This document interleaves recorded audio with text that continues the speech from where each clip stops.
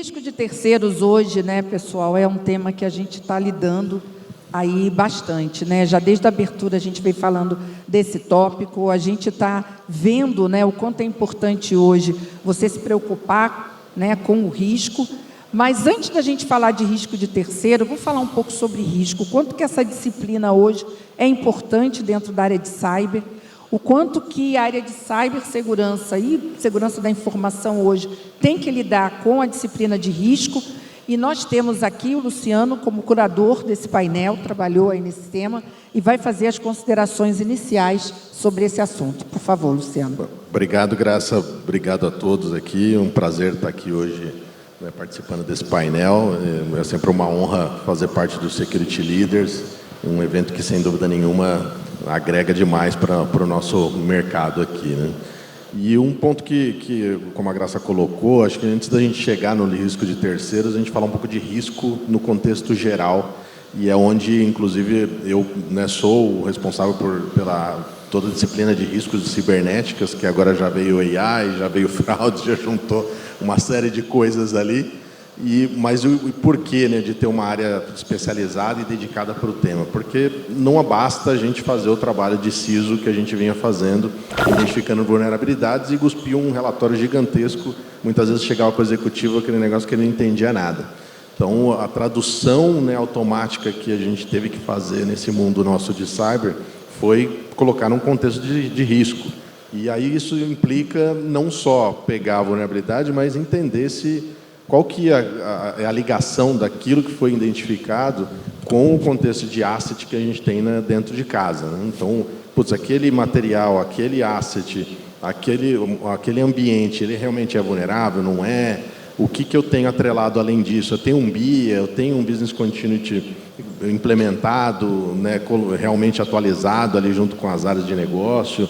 Qual que é a perda possível que eu posso ter ali? Então, a gente está indo no modelo, né, de gestão, de fato, de risco e de risco geral, né, o que a gente chama de ligar e conectar com essas áreas. Inclusive, é um exemplo de alguns bancos, né, e o nosso lá é o caso.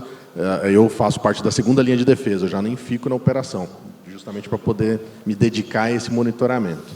Um outro aspecto também que a gente vê crescendo muito dentro das áreas de risco é a quantificação dele. Então, quanto que a gente consegue, dentro dessas medidas, e também olhando esse aspecto do negócio, conciliar e trazer um valor monetário possível para essas perdas, né? Então, isso ajuda demais, inclusive o CISO, né, na primeira linha de defesa, com qual investimento que ele tem que fazer de segurança, o que ele deveria atacar e priorizar de verdade, controles que têm mais sentido, né, ou não ali para a gente implementar em primeiro lugar. Então, isso são pontos que a gente vem também acompanhando demais.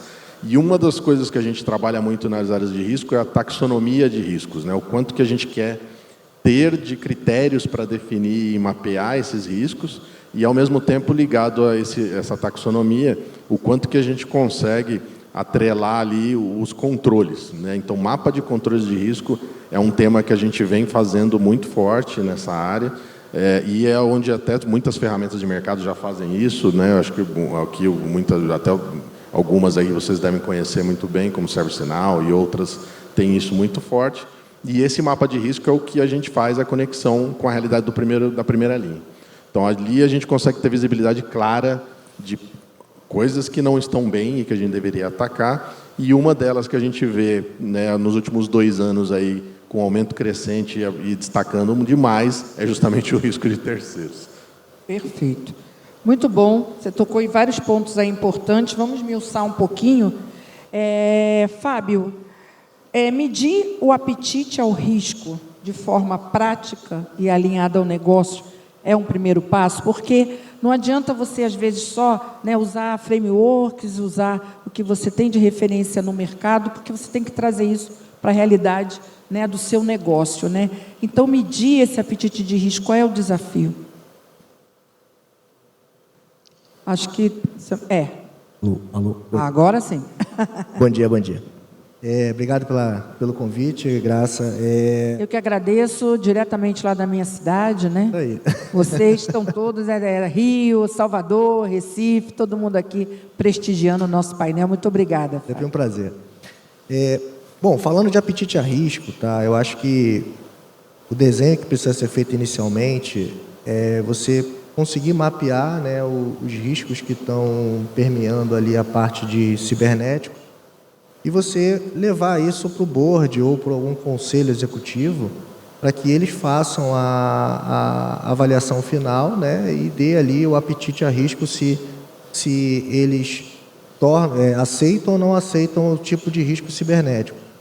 A partir daí é que você vai conseguir ter ali investimentos, né, e até mesmo, digamos assim, uma carta branca para você conseguir tocar alguns projetos para que você consiga mitigar aquele risco, né?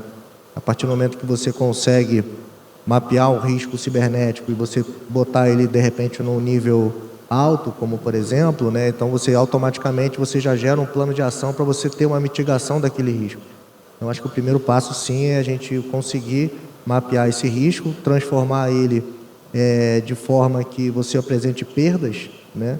Seja ele operacional ou perdas financeiras, para o board eles tomem a decisão ali de qual apetite vai tomar. Perfeito.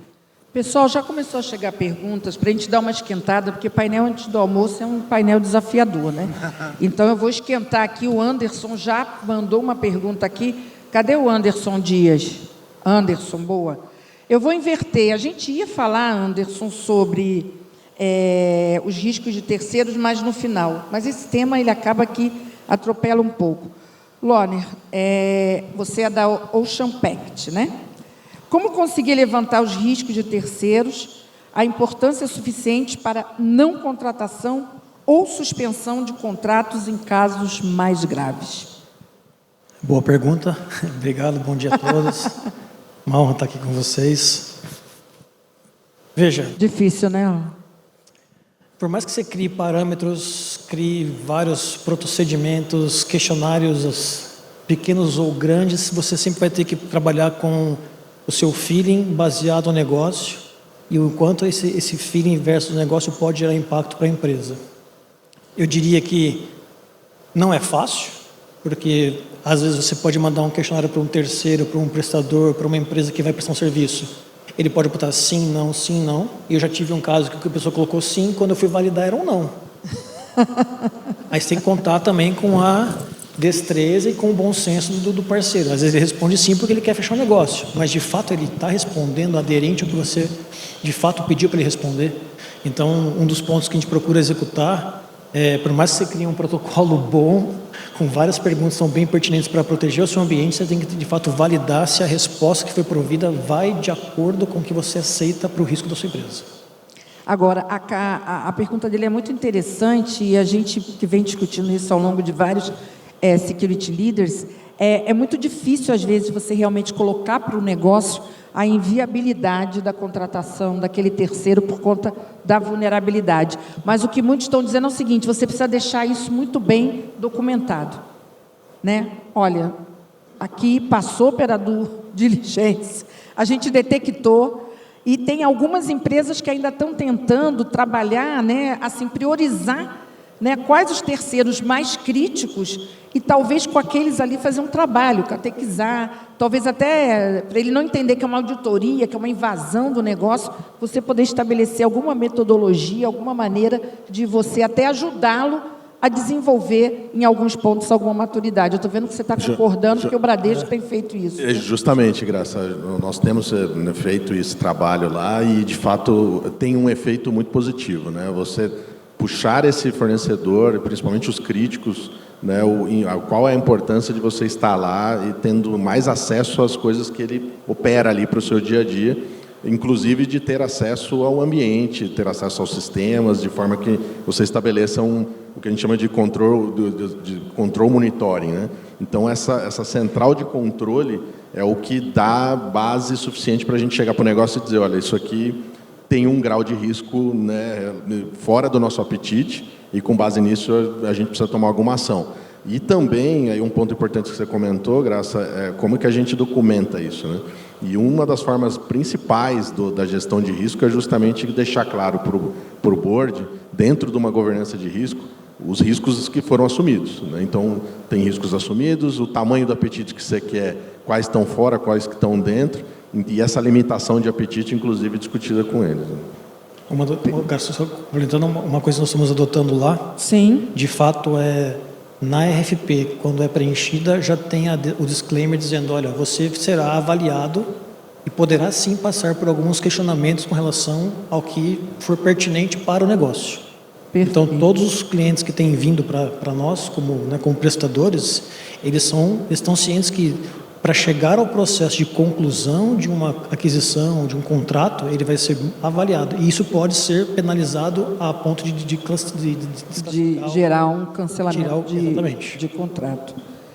Eduardo, ouvimos aqui bastante, né, clientes, já teve até contribuições aqui da plateia, no sentido de que realmente risco de terceiro é crítico, mas falando um pouquinho sobre métricas, frameworks, não faz parte, né, talvez ao longo de toda essa evolução da cibersegurança, tratar risco dentro desse ambiente, né? Muitas vezes eu vejo líderes falando, mas não tem um BIA, eu tenho que esperar ter um BIA, sem um BIA não consigo, ou então, risco está lá na área de GRC, e a gente ainda não conseguiu, né, trazer isso para um modelo mais multidisciplinar. Então, assim, que cultura é essa? O que precisa evoluir? Porque a gente está sendo atropelado por essas questões de risco hoje, né? Então, como é que você que lida aí com uma miríade de clientes e perfis diferentes de empresas, o que você tem visto aí de difícil na hora de você metrificar, né, de você ter os frameworks corretos para avaliar, para você mitigar, para você saber qual é o nível de apetite desse risco? O que você tem visto que pode contribuir com a gente aqui? Pois não, Graça. Obrigado pela presença, obrigado a todos. De fato, eu acho que, partindo um pouco até do início, uma política de segurança, o principal objetivo de uma política de segurança é modificar risco. Tá? Não existe um requerimento mais importante de uma política de segurança que seja modificar risco. A gente a gente vê isso no mercado, que muitas empresas, como a Graça mencionou, por questão de madurez do processo de política de segurança, não tem um BIA tão desenvolvido, BIA, análise de impacto de negócio, que mede, pode medir várias coisas, mas, entre outras coisas, ter análises quantitativas e qualitativas do risco. Pois não. Ter um BIA é meio caminho andado? Porque veio uma pergunta aqui sobre isso. Olha, não é meio caminho, não é tudo, mas é 100%. Vocês já ouviram falar dessa expressão? É quase 100%. Você ter um BIA, você vai conseguir ter um plano de continuidade, que é parte da tua política de segurança e também é influenciado pelo BIA. Você vai conseguir ter métricas mensuráveis e não mensuráveis. A gente estava discutindo aqui atrás. Primeiro, vocês trazendo um pouquinho para o mercado, né? A gente sempre pensa, quando a gente tem que estruturar algum processo, a gente tem que pensar em produto, processo e pessoa, tá certo? O ponto é que provavelmente muitos de vocês não têm uma ferramenta que mede risco. Começa por aí. Tenho várias ferramentas que medem vários riscos diferentes. Ok, para um board decidir o que é importante. Eu tenho 30 ferramentas que medem risco, dando 30 métricas diferentes. Primeiro, como unificar isso? É um desafio, acredito que a gente tem visto isso e a Qualis tem avançado nesse sentido. Respondendo sua pergunta, Graça, de novo, a gente tem um BIA, a gente vai ter as métricas qualitativas e quantitativas, conversando aqui, né, antes que você estava falando, métricas qualitativas, elas podem ser tão ou mais importantes para a mensuração do risco. Tá? A gente ter a mensuração do risco é fundamental para qualquer negócio. E por que eu estou falando isso? Apesar das métricas quantitativas de risco, elas potencialmente serem mais fáceis, tá certo, de serem mensuradas, mas ninguém pode negar que um risco qualitativo regulatório pode impedir de uma empresa de funcionar em um determinado mercado. Tá certo? E isso é muito negligenciado. E isso pode ser convertido em um número que vai ser, no final das contas, mensurado de alguma forma. Fato é, Graça, de fato, BIA de novo, não é tudo, mas é quase 100%. Perfeito. Uma pergunta aqui do Leonel Conte. Cadê o Leonel? Opa, Leonel está aqui contribuindo. Obrigada, Leonel. Você faz algumas considerações antes, mas eu vou pegar aqui seu último comentário. O desafio seria entender a cadeia de valor da empresa, a cadeia de valor de negócio vai além de BIA? Pode responder também, Eduardo. Todo mundo pegou o microfone aqui. Fábio, depois Luciano, depois Eduardo pode complementar. Boa pergunta. Exatamente. Eu acho que o básico é você conhecer o negócio, né? Você conhecer os processos, né? E você entender aonde que a falha vai afetar ali o core business da empresa. Então, antes de você tomar qualquer ação, de você de repente avaliar um terceiro, e aí, como uma outra pergunta que teve, de você paralisar um serviço de acordo com a falta de requisitos, né, de segurança do terceiro, você tem que avaliar o que vai acontecer se você paralisar aquilo, né? Então, conhecer o negócio é a principal função. Luciano, você quer complementar? Não, sem dúvida, e digo que agora a gente está com uma situação que fortalece ainda mais a necessidade da gente entender profundamente a cadeia, né? E entrando até em detalhes de qual que é o quarteirizado ou quinterizado, nem sei se tem essa palavra, que a gente vai ter que entrar desse terceiro. Vou citar aqui um caso recente, obviamente não vou colocar nomes aqui, mas houve uma situação de fraudes aí de Pix, que todos aqui, né, estão bem por dentro, com certeza, que saiu bem na mídia.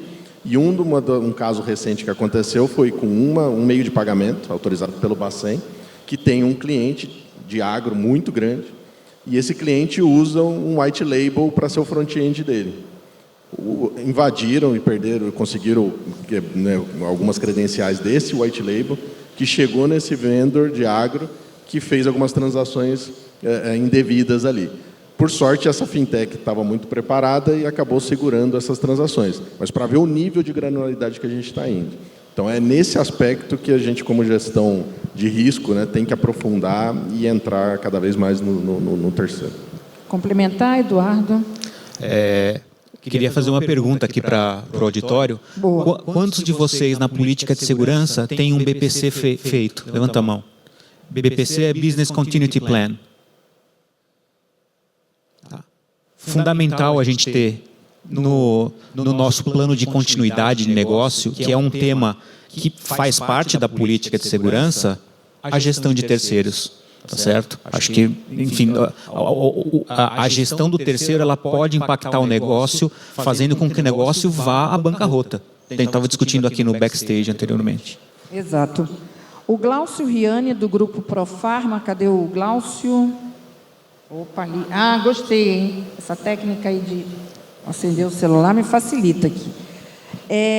Nós já passamos por essa pergunta, Glaucio, mas eu estou trazendo para insistir um pouquinho, se tem algum case aqui de vocês, porque olha a consideração, quer dizer, a pergunta dele, considerando que alguns fornecedores realmente não é fácil substituir, vocês já passaram por uma situação de ter que apoiar ou talvez até investir para que ele fique mais seguro? Você já teve esse caso?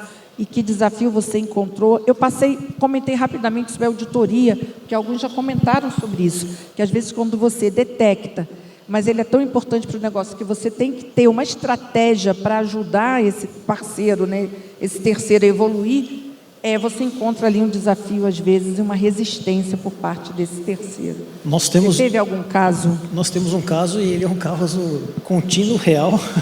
Nós estamos tratando ele, inclusive, porque... Nesse momento? Nós temos um CRM nosso muito antigo, desenvolvido antigamente por um parceiro. Vocês estão ouvindo bem o Lone? Dá para ouvir? Então, é um CRM nosso antigo e está difícil de encontrar profissional que dê suporte para esse CRM.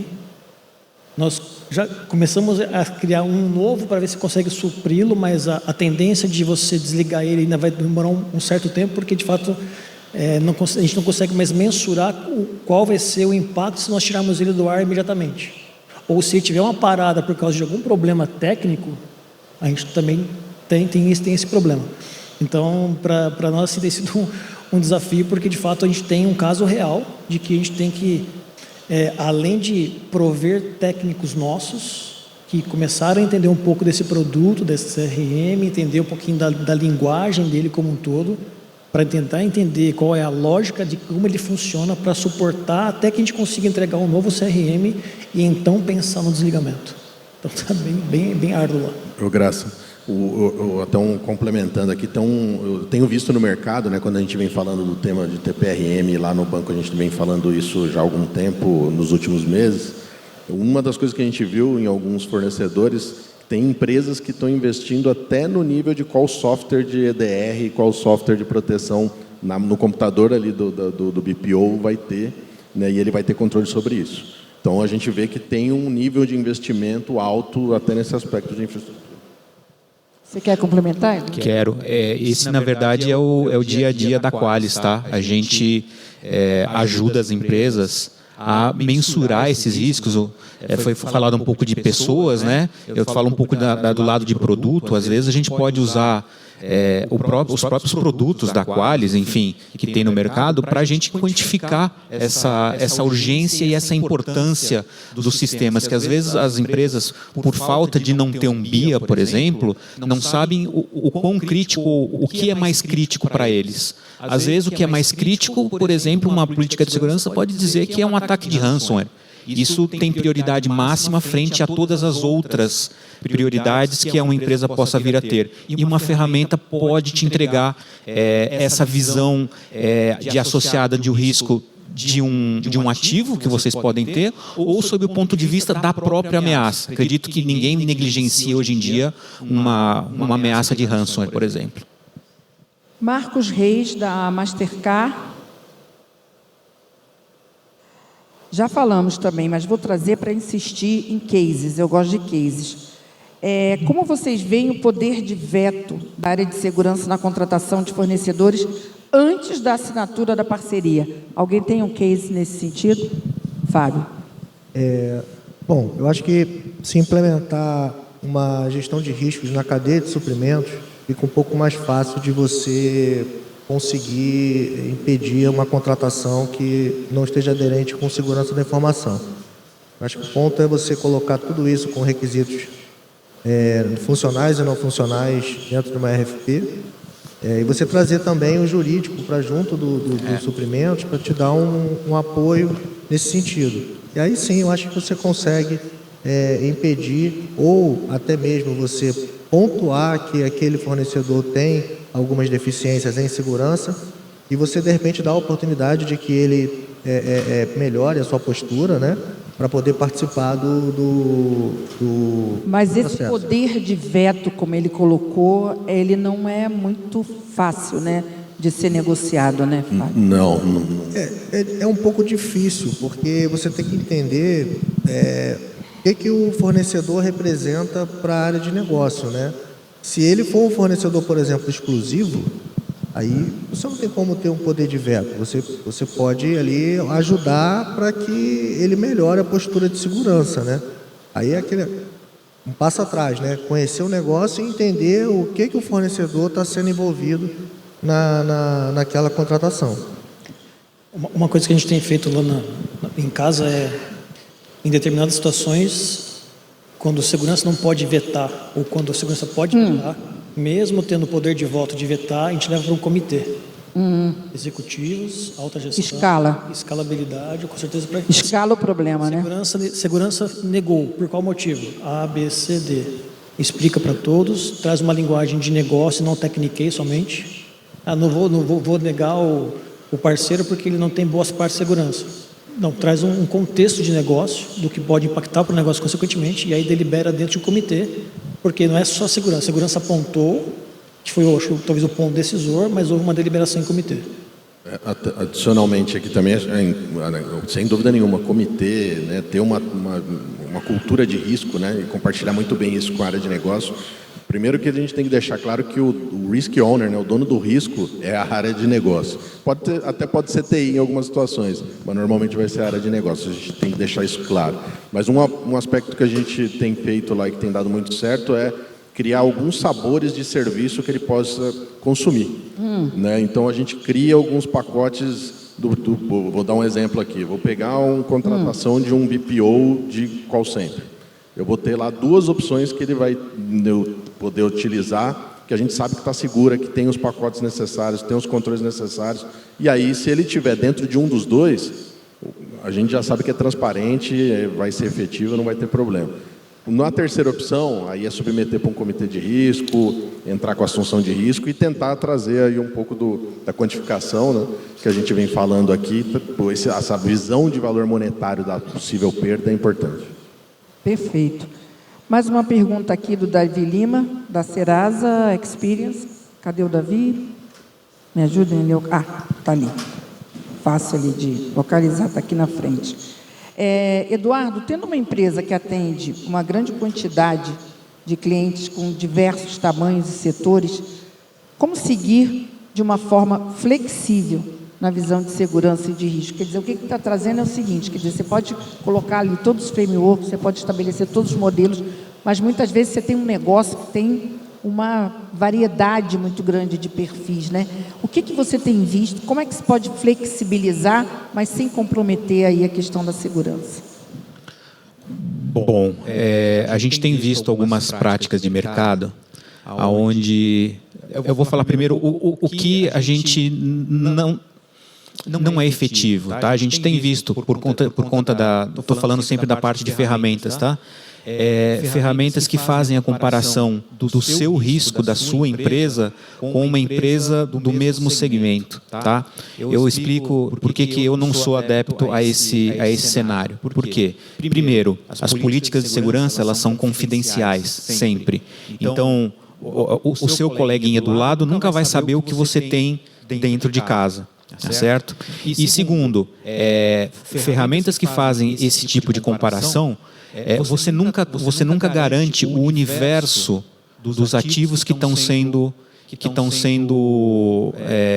monitorados e mensurados. Ou seja, essa comparação que você está fazendo, ela é completamente ineficaz, porque você está comparando médias onde você não controla o universo final. O seu coleguinha do lado pode estar medindo as joias da coroa, como a gente está acostumado a falar, e você está medindo o seu parque inteiro, desde impressora até o computador do CEO da empresa. Então, as métricas, elas sempre têm que levar em consideração, no meu entender e no nosso entender, uma visão da empresa. Ou seja, cada empresa vai estar trabalhando num segmento, mas ela vai ter as métricas próprias, que vai ter o suporte de alguém, de algumas ferramentas, e no final das contas você tem um risco associado único. Acho que o grande ponto hoje em dia dessa dificuldade que a gente tem falando de risco é que grande parte das ferramentas de segurança da informação, elas medem risco. Ponto.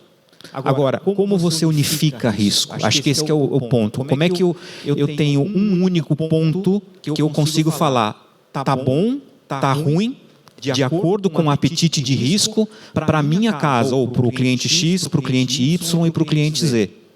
Certo? Acho que é um pouco da metodologia, inclusive, que a gente usa de agregar hoje, todas várias fontes de risco para você ter uma única métrica e conseguir levar para um board executivo se você está de acordo ou não com o apetite de risco para aquela empresa em particular. Temos tempo aqui para uma última pergunta. O Rui Borges, da Vale. Cadê o Rui? Oi, Rui, que prazer. Que bom, não tinha encontrado ainda você. Obrigada aí pela presença dos meus conterrâneos aí. A gente arrasa lá, né, no Security Leaders Rio, muito bom, muito obrigado. O Rui comenta o seguinte: temos um ecossistema nas empresas muito dependente de empresas contratadas, essa é a realidade, inclusive em operações críticas. Temos visto no mercado vários incidentes que a origem é um fornecedor, e de vários tipos. Muito se fala em TPRM, mas não é fácil implementar e normalmente é caro. Então, pergunta, rapidamente, vocês já têm um processo de ter PRM maduro e funcionando? Fábio, rapidinho. Sim? Não? Sim. Depende. Sim? Depende. Loner? Não. Não. Maduro não, em andamento. Mas sim. Maduro acho difícil afirmar. Tem. É, né? Plateia. Alguém? Está respondida a pergunta, hein, Rui? Muito boa. Para terminar aqui, recado final. Você tem visto muitas empresas que têm? Acho que aqui a gente tem uma boa amostra. Tem um caminho a percorrer, né? Exatamente. Eu acho que o risco Acho que a importante. pergunta do Rui é mais uma grande pensata, né, Rui? Do que a resposta em si, né? E acho que também um grande ponto aqui é o amadurecimento das políticas de segurança, que, de novo, política de segurança, o principal objetivo é modificar risco, eliminar ou diminuir. Se a gente tem várias ferramentas, várias soluções com várias métricas, tá certo? O que a gente... Várias métricas não servem de nenhuma. Então, você poder unificar uma única visão que você tenha de risco, tá certo? E que você possa fazer a comparação com um apetite baseado num BIA, baseado num plano de continuidade de negócio, ou seja, de fato um amadurecimento maior das políticas de segurança, eu acho que é o caminho também para se mitigar a questão da questão de terceiros. Terceiros, seja de contratos de terceiros, sejam de softwares que não são desenvolvidos por vocês. A gente estava tendo essa discussão, tá certo? Que também é um ponto importante. E aí, graças, só complementando aqui, eu acho que... Não dá vontade de acabar esse painel, né? Mas o pessoal está falando aqui, acaba que o pessoal tem que almoçar, Graça. E eu olho a hora aqui falando, nossa, está na hora de almoçar. Mas acho que é importante deixar claro que TPRM é muito maior do que só cyber, né?